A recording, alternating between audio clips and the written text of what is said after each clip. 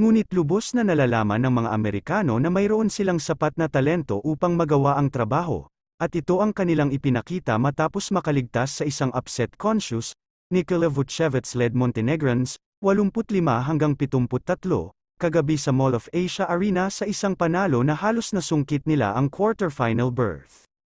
Nakuha ng mga Amerikano ang kanilang ika-4 na sunod na panalo at umabante sa quarterfinals, na magsisimula sa Martes, salamat sa mga clutch bucket mula kina Anthony Edwards, Austin Reeves, at Jaren Jackson Jr.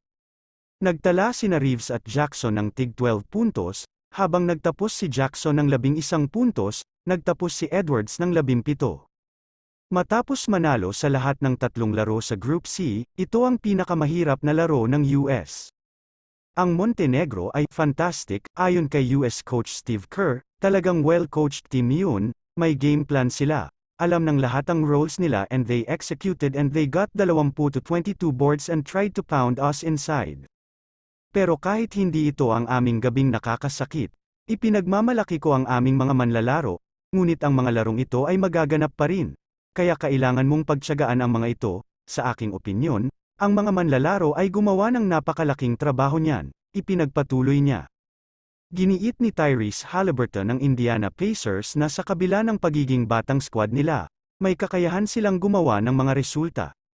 Sinabi niya, maaaring tayo ay mga kabataang lalaki na may isang bagay na dapat patunayan, ngunit maaari tayong manalo ng mga laro sa basketball. Ang US ay naghahanda para sa isang mas mahirap na laban laban sa Lithuania, na nanalo sa Group D na may 3-0 na record, bukas sa pagtatangkang matukoy kung hanggang saan sila makakasulong sa quadrennial competition na ito.